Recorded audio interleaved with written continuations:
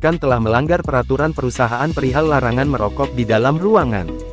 Akan tetapi, publik menyoroti sikap pegawai HRD tersebut yang menegur calon karyawan baru itu dengan kata-kata kasar. Melansir tribunambon.com, setelah video itu viral, sang HRD yang diketahui bernama Zain Isa Krisna itu dipecat. Sementara calon karyawan bernama Imade diterima bekerja dengan status. Dia menegur calon pekerjanya, gitu ya. Itu statusnya masih calon loh. Calon pekerjanya yang dinyatakan baru saja lulus seleksi penerimaan karyawan, gitu. Dan statusnya dalam masa percobaan. Diketahui calon karyawan tersebut merokok di lingkungan perusahaan. Nah, tapi kenapa bisa kok HRD-nya yang dikeluarkan? Padahal kan HRD-nya itu benar, ya kan? Dia menjaga, dan di satu sisi juga dia harus top down, sudah ke bawah gitu kan. Oke. Ke bawah untuk melihat dan juga menegur orang-orang yang melanggar peraturan perusahaan. Kalau misalnya HR-nya tidak menegur, mungkin bisa jadi HR-nya itu yang akan ditegur. Kenapa? Ketika melihat suatu pelanggaran, kenapa tidak ditegur? Gitu. Secara litigasi. Kalau menurut saya sih jawaban saya hampir sama ya kayak si Mbak Zahra. Kalau menurut saya itu seharusnya HRD-nya itu tidak langsung menegurnya itu dengan kata-kata kasar gitu. Atau bisa mungkin ngobrol berdua dengan si calon pegawai itu untuk menasehatinya kalau di ruangan itu tidak boleh merokok. Oke. Jadi berarti kalian menitik beratkannya karena proses penegurannya itu dilakukan secara langsung, begitu kah? Secara langsung dan kasar, Pak. Lebih tepatnya. Secara langsung dan kasar. Seandainya kalau dia secara langsung namun menggunakan bahasa Indonesia yang baik dan benar, gitu ya, dan tidak bersifat memaki, itu apakah diperbolehkan? Menurut saya sih boleh-boleh aja ya, asalkan dengan baik-baik aja sih.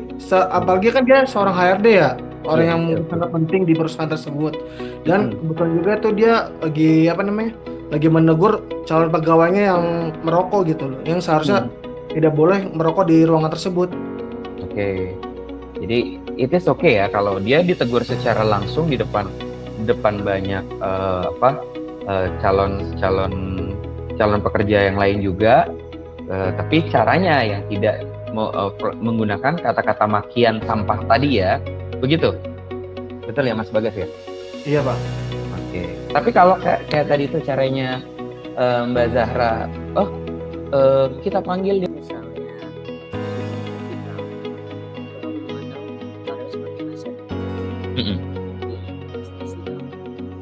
kalau misalnya yang bisa tahu tuh dia karyawan sebagai manusia Oke. Ya, itu yang menjadi menurut Bapak dan itu apakah kan setiap perusahaan memiliki istilah tertentu apakah itu diambil manajemen, kemanakah mereka harus berenang atau kemana mereka harus mengadu ketika manajemen sendiri tidak solid, tidak memberikan perlindungan itu kepada anti retail, dan dimana kan notabene sebagai perusahaan milik keluarga. Oke. Nah, ada satu owner yang dia tuh pengen cepat dapat manpowernya sama pengennya tepat gitu kan. Cepat.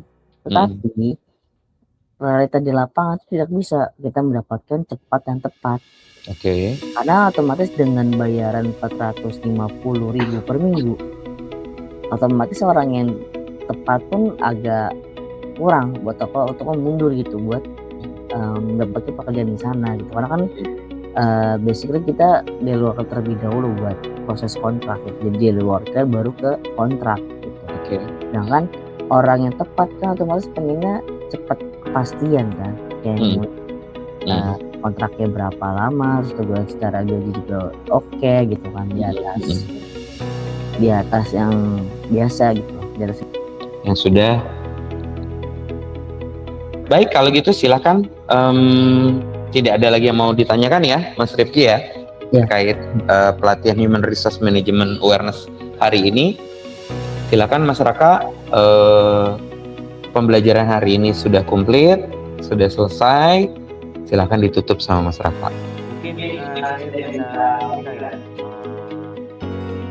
kritik atau saran dari Mas Rifki buat pelatihan hari ini. Oke. Mungkin sebelumnya terima kasih banyak atas Pak Daniel atas pemaparan dan diskusinya kita pada siang hari ini dan sore. Saya sangat terbantu terkait dengan pemahaman yang baru tadi yang kayak perbedaan antara acquisition, talent manajemen. Terus juga ternyata di talent manajemen ada talent acquisition gitu kan.